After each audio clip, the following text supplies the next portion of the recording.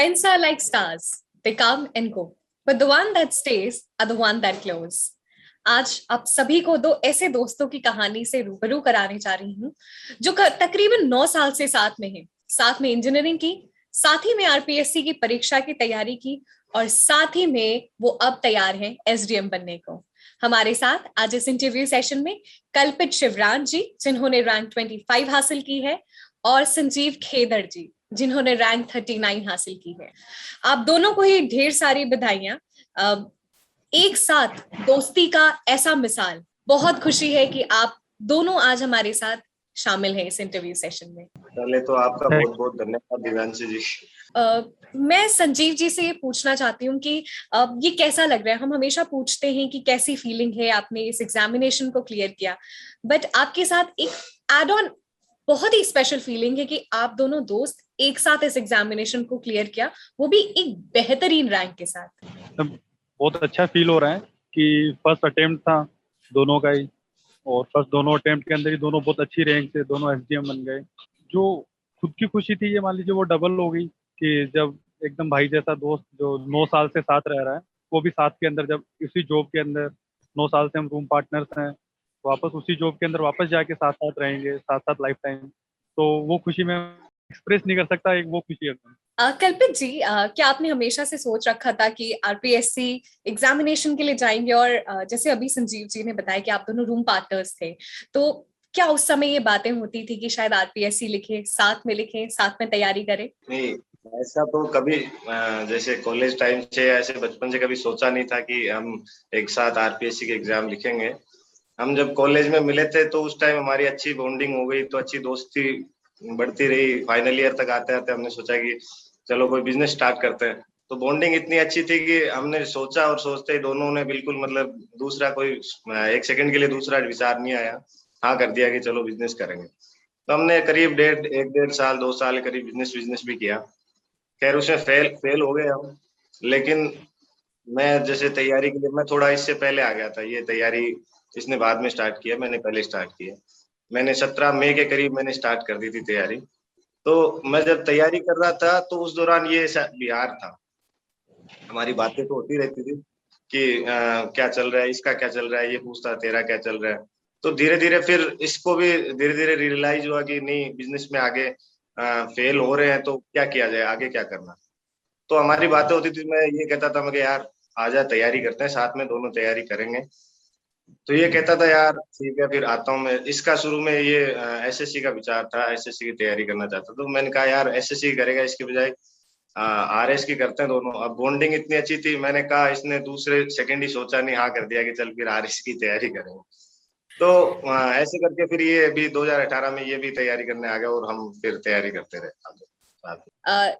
संजीव जी, जैसे अभी कल्पित बता रहे थे कि बिजनेस साथ में शुरू किया, उसमें फेल हो गए, लेकिन आरपीएससी में दोनों एक साथ शुरू किया और सफल हो गए। और हम ये कह सकते हैं कि मोटिवेशन एक दूसरे के आप दोनों ही रहे हैं। यस मैम, मोटिवेशन एक सबसे बड़ा मोटिवेशन जब बिजनेस में फेल हो गए तो वो चीज़ भी थी कि लगातार यार मतलब कि फेल हो रहे हैं और उसके बाद में आगे क्या करना है। तो जब आगे तैयारी कल्पित ने स्टार्ट कर रखी थी तो उसने कहा था कि यार यहाँ पे दोनों को साथ ही पास होना है। साथ में पास होके हमारा उस टाइम पे हमारी कई बार से डिस्कशन होता था, तो बातें चलती थी कि यार दोनों साथ ही चलें तो कितना मजा आएगा। मतलब दोनों वहाँ ओटीएस में चलेंगे, 9 साल से साथ है, वहाँ भी साथ रहेंगे। तो फिर ये होता है कि मोटिवेशन आपके लिए एक जो फेलियर होता है, मेरा तो ये मानना है कि मैम वो सबसे बड़ा आपके लिए एक मोटिवेशन होता है। उससे बड़े मोटिवेशन आपके माँ बाप होते हैं। बाकी जो दोस्त होते हैं, जो अच्छे दोस्त होते हैं, वो आपको हमेशा कभी भी डिमोरलाइज नहीं होने देते। जब हम दोनों साथ थे तो कभी भी जैसे कि इसका मन नहीं कर रहा था पढ़ने का तो मैं इसे बताता था देख अगर फेल हो जाएंगे ना तो फिर लोग क्या बोलेंगे। मेरा नहीं करता था तो ये बोलता था कि देख फेल हो जाएंगे तो क्या बोलेंगे। तो दोनों लगे रहते थे मतलब साथ साथ में। हाँ, कभी हमारे बीच में ऐसी कोई इश्यूज नहीं थे। मतलब हमेशा तैयारी के दौरान काफ़ी बहुत अच्छी बॉन्डिंग थी, पहले से ही चल रही थी। और जब साथ में तैयारी कर रहे थे तो इसकी मुझे काफ़ी हेल्प मिली क्योंकि ये थोड़ा पहले आ गया था तो इसने काफ़ी अच्छे से गाइड किया था मुझे। तो उन्हीं सब चीज़ों का मैम एक रहता है कि हाँ, मोटिवेशन, डीमोटिवेशन, आपके अच्छे दोस्त हों और अच्छी फैमिली हो जो आपको सपोर्ट करे। तो हम तो एज ए फैमिली हो गए थे, दोनों भाई की तरह ही हैं। ऐसा कोई डिफरेंस है नहीं हमारे। कल्पित जी, जैसे अभी संजीव जी बता रहे थे कि आप 7-8 महीने पहले तैयारी के लिए आ गए थे, तो कैसे आपने समझा इस तैयारी को, और मोरओवर बहुत अच्छे से समझने के बाद संजीव जी को कैसे समझाए इस तैयारी के बारे में? तैयारी के लिए जैसे कि मैं मई 2017 में आ गया था जयपुर, तो उसके बाद मैंने कोचिंग ज्वाइन की, कोचिंग में तैयारी कर रहा था मैं साथ साथ में। तो वहाँ पे भी कुछ लोग आते थे, वो बताते थे, जो सीनियर जो सिलेक्टेड थे 2016 के बैच में, 13 के बैच में, वो बताते रहते थे कि आपको ऐसे सेवा करने का मौका मिलेगा, आपको ये फायदे मिलेंगे, आपको ये सम्मान मिलेगा। उनको भी सम्मानित होते देखते थे कि भाई हाँ, कोचिंग में आते हैं तो उनको जो सम्मान की दृष्टि से देखा जाता है, तो वो चीज मोटिवेट करती थी। फिर वो खुद अपनी जो स्ट्रेटेजीज बताते थे कि भाई आप प्रीलिम्स के साथ मेंस की भी तैयारी कर लो, तो अगर साथ में तैयारी करोगे तो ज्यादा बढ़िया रहेगा। तो वहीं से शायद मैंने डिसाइड कर लिया था कि प्रीलिम्स और मेंस की दोनों की साथ में तैयारी करनी। जब ये आया तो मैंने इसको बताया कि भाई अपना टारगेट प्रीलिम्स क्लियर करना नहीं है, अपने को पूरा फाइनल एक साथ ही करना है। दूसरा चांस मिले नहीं मिले या फेल होने के बाद में अपने उस स्थिति में रहे नहीं रहे, जो करना है इसी चांस में करना है। तो हम जब ये आया तो मैंने इसको कहा भाई आंसर राइटिंग जो प्रैक्टिस के अंदर सबसे जरूरी होती है मेंस के अंदर, तो मैंने कहा भाई पहले दिन से ही कुछ दिन तो थोड़ा टाइम लगता है कि भाई पढ़ो। महीने भर बाद में मैंने इसको कहा आप आंसर राइटिंग प्रैक्टिस शुरू कर दो, तो इसने कहा ठीक है। और फिर हमारा इतना केमिस्ट्री इतना अच्छा है कि मैं ये मेरे को जो कहता है वो मैं समझ लेता हूँ, मैं ये इसको कहता हूँ तो वो तुरंत समझ लेता है। तो इसने तुरंत स्टार्टिंग कर दी, जो शुरू शुरू में कुछ गलतियां करता था, तो मेरी आंसर राइटिंग क्योंकि तब तक ठीक हो चुकी थी, तो मैं इसको समझाता था कि भाई इसको ऐसे आंसर को लिखना है, इसको ऐसे लिखना है, यहाँ ये गलतियां हैं, ये सही है, आपको किस किस तरीके से एनालाइज करना है। कई बार क्वेश्चन ऐसे होते हैं कि कमेंट कीजिए या एनालाइज कीजिए या एक्सप्लेन कीजिए, हर एक क्वेश्चन का भी एक डिफरेंट मीनिंग होता है। तो वो चीजें मैं इसको बताता था कि ऐसे इस क्वेश्चन को ऐसे लिखना है, इसको ऐसे लिखना है। तो धीरे धीरे इसमें भी लगभग ये क्विक लर्नर है इस मामले में, तो इसने जल्दी कैच कर लिया उन चीजों को। तो उसके बाद में धीरे धीरे तैयारी हमारी लगभग 2-3-4 महीने बाद में लगभग तो हम एक सेम लेवल पे आ चुके हैं। संजीव जी, अभी कल्पित जी ने बताया कि प्रीलिम्स और मेंस की तैयारी हमेशा इंटीग्रेटेड करनी चाहिए। किस प्रकार जो एस्पिरेंट्स हैं, नए नए हैं, इस तैयारी में आ रहे हैं, इंटीग्रेटेड तैयारी कैसे शुरू करें, क्या अप्रोच रहना चाहिए और क्या सिस्टमैटिक अप्रोच रहना चाहिए आरपीएससी एग्जामिनेशन के लिए? आरपीएससी के लिए जो सबसे बड़ी डिमांड है वो ये है कि आपका जो सिलेबस टू सिलेबस जितना भी सिलेबस उन्होंने डिफाइन किया है वो सारे पॉइंट्स आप कवर करें। जो इंटीग्रेटेड तैयारी के लिए जो आपने बोला कि इंटीग्रेटेड तैयारी प्री और मेंस के साथ हो, तो वो सबसे मस्त है। आप जब जिस दिन आप प्री की स्टार्टिंग करें उसी के साथ आपको मेंस की तैयारी भी वहीं स्टार्ट कर देनी है, क्योंकि मेंस के अंदर आपकी जो राइटिंग स्किल है वही आपको नंबर गेन करवाएगी, कैसे आप आंसर्स लिख रहे हैं।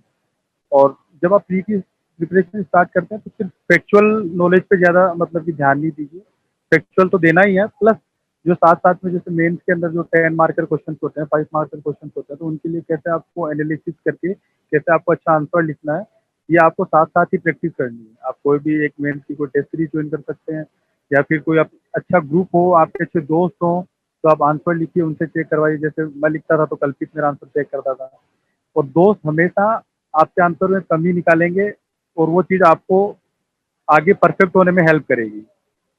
आपको मतलब कभी भी वो ऐसे बढ़ा चढ़ा के नहीं कि हाँ तेरा तो बहुत शानदार आंसर है ऐसा वैसा, वो ज़रूर कुछ कमियाँ निकालेंगे और उन कमियों से आपको सीखने को ही मिलेगा। तो जो मेन फर्स्ट पॉइंट पे मैं ये कहना चाहूँगा कि आपको जो सिलेबस है उसको गो थ्रू जाके सारा सिलेबस आपके पास सारे पॉइंट्स कवर होने चाहिए। दूसरी चीज़ जो आप इंटीग्रेटेड तैयारी यहाँ से साथ में शुरू करेंगे प्री और मेंस की। तीसरी चीज़ जो इसमें सबसे जो मैंने देखी है कि सबसे जो बच्चे गलती करते हैं वो ये करते हैं कि अपनी बुक्स की लिस्ट को बहुत बड़ा कर लेते हैं।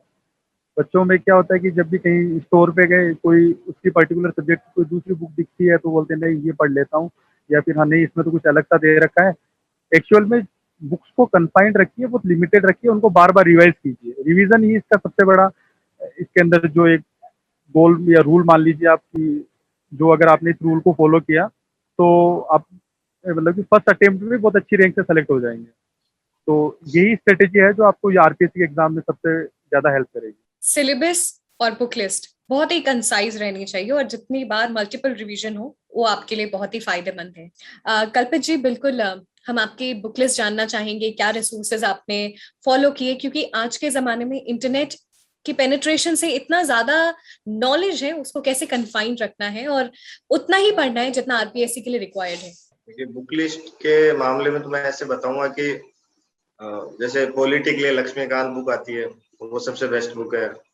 इसके बाद में सबसे पहली बात तो मैं आपको ये एक छोटी सी चीज ऐड करना चाहूंगा कि जो आपका सिलेबस है आप उसको डाउनलोड कीजिए, और जो पुराने पेपर्स हैं उनके अकॉर्डिंग आप तैयारी करेंगे तो जैसे कि आप पुराने पेपर्स देखेंगे तो आपको रियलाइज होगा कि जो एंशियंट और मिडाइवल हिस्ट्री आती है तो उनमें से क्वेश्चन एक या दो तीन इतने ही आते हैं, पर उनके लिए पढ़ना आपको बहुत ज्यादा पड़ता है, तो वो आपके लिए प्रोडक्टिव नहीं रहता। अगर आपके पास टाइम की कमी है, कई बार ये होता है कि लोग बाद में रियलाइज करते हैं जब एग्जाम आने वाली होती है तो उस टाइम रियलाइज करते हैं कि हमें तैयारी करनी है, तो वो उस टाइम रियलाइज होता है, तो वो ऐसी चीजों को हमें दूर करना है। जैसे कि एंशियंट मिडाइवल हिस्ट्री आप छोड़ सकते हैं कि आप सिर्फ मॉडर्न हिस्ट्री पढ़िए, उसमें से ज्यादा से ज्यादा क्वेश्चन आएंगे, तो ये चीजें आपको ध्यान रखनी है। दूसरी चीज बुक लिस्ट की जो आपने पूछी है, तो बुक लिस्ट के लिए पॉलिटी के लिए लक्ष्मीकांत बुक है, मॉडर्न हिस्ट्री के लिए आप स्पेक्ट्रम या विपिन चंद्रा, इन दो बुक में से जो भी एक प्रीफर करें। ऐसे नहीं हो कि आप स्पेक्ट्रम भी पढ़ रहे हैं आप विपिन चंद्रा भी पढ़ रहे हैं, दोनों को मत पढ़िए,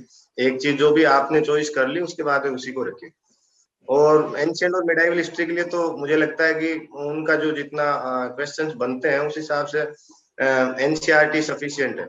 और राजस्थान के पोर्शन के लिए राजस्थान अध्ययन की 9th 10th 11th और 12th राजस्थान बोर्ड की बुक्स हैं, राजस्थान अध्ययन नाम से 4 बुक्स आती हैं, वो आप प्रीफर कर सकते हैं।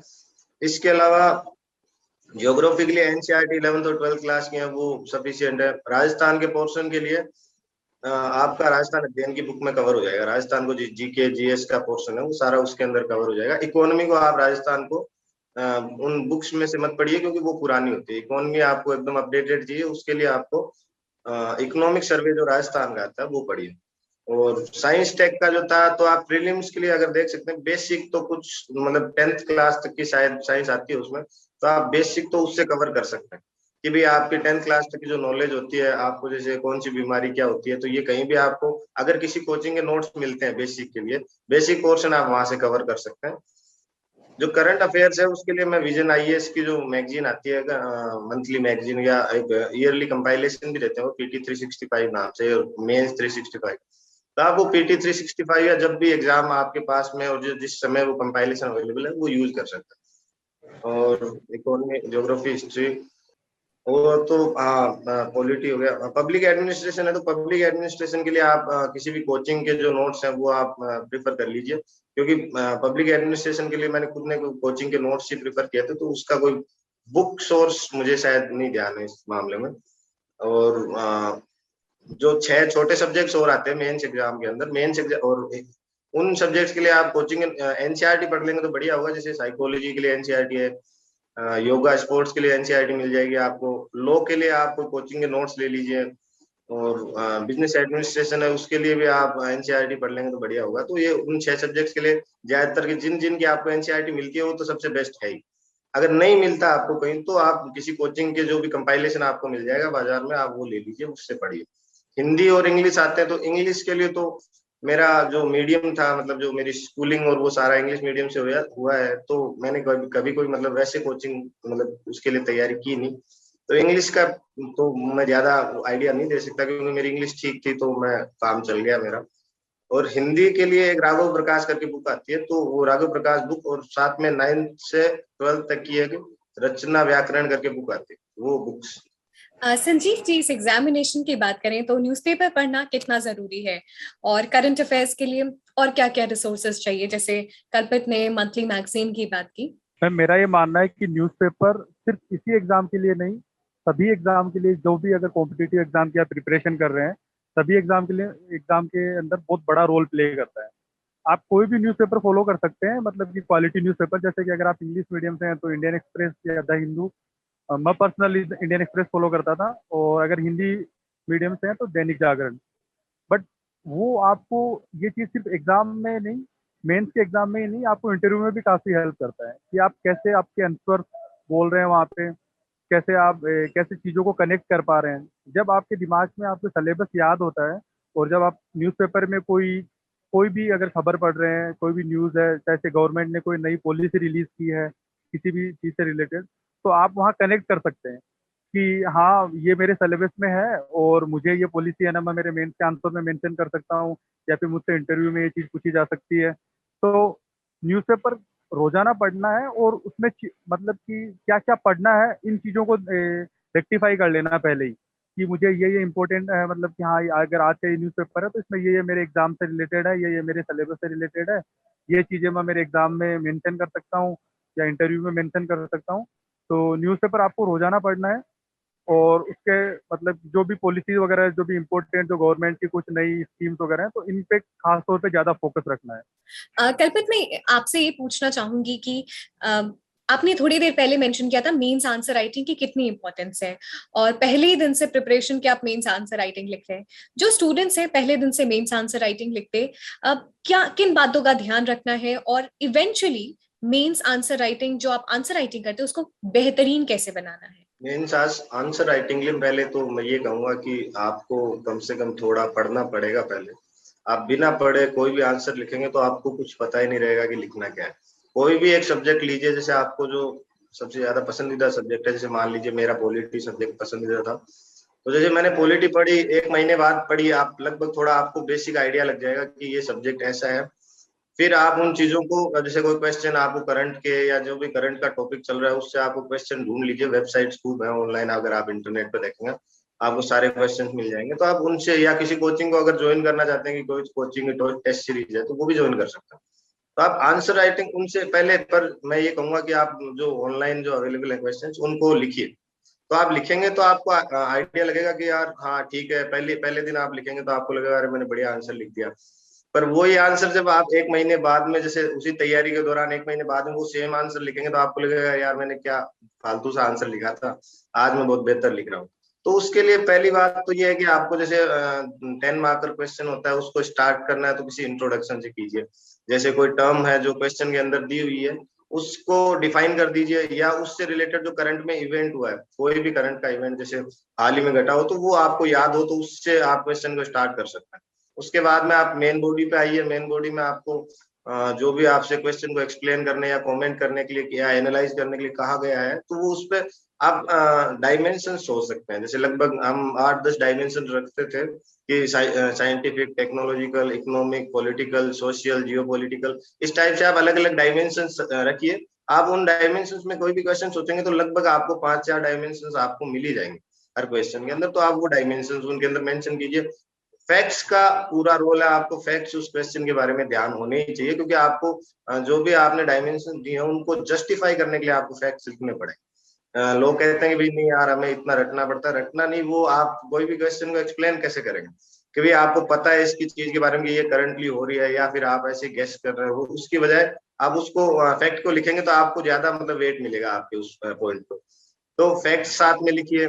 उसके बाद में आप कंक्लूजन दे सकते हैं कि